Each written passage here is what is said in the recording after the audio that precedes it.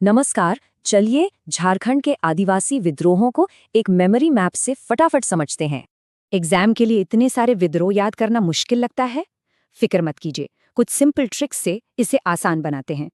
शुरुआत करते हैं पहली चिंगारी से, जब अंग्रेज इस इलाके में आए और विद्रोह भड़क उठे। पहला बड़ा विद्रोह, ढाल विद्रोह।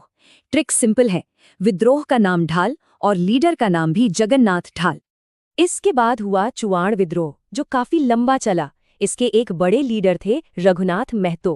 पलामू में हुआ चेरो विद्रोह, वो भी 2 फेज में। ये अंग्रेजों के दखल के खिलाफ था। ये चेरो विद्रोह का ही एक हिस्सा था। लीडर का नाम देखिए, जयनाथ सिंह भोक्ता। याद रखना कितना आसान है। आप बारी घटवाल विद्रोह की। रामगढ़ के घटवालों ने अंग्रेजों की गलत मांगों के खिलाफ आवाज उठाई।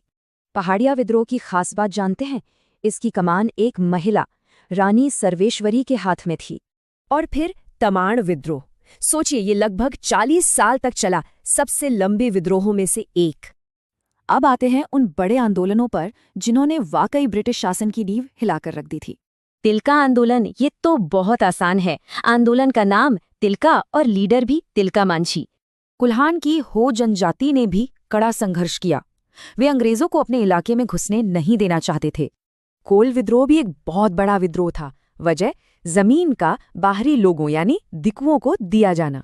भूमिज विद्रोह को याद रखने की एक मस्त ट्रिक है। लीडर है गंगा नारायण और गंगा नदी भूमि पर बहती है। संथाल हूल, इसे कौन भूल सकता है। 4 भाई सिद्धू, कान्हू, चांद और भैरव का जबरदस्त विद्रोह। संदारी आंदोलन की लड़ाई हथियारों से नहीं बल्कि अर्जियों से लड़ी गई। इसने बिरसा आंदोलन की नींव रखी।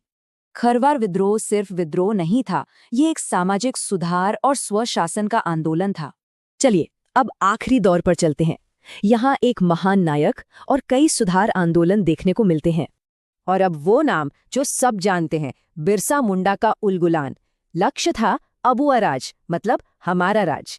टाना भगत आंदोलन सबसे अनोखा था। पता है क्यों? ये गांधी जी के विचारों से प्रेरित एक अहिंसक आंदोलन था। हरे बाबा आंदोलन का मकसद था हो जनजाति में सामाजिक सुधार और एकता लाना। तो ढाल विद्रोह से लेकर हरि बाबा आंदोलन तक ये संघर्ष की एक कभी न टूटने वाली कहानी है। तो ये सिर्फ एग्जाम के फैक्ट्स नहीं हैं, ये झारखंड की पहचान और उसके स्वाभिमान की विरासत है। सोचिएगा जरूर।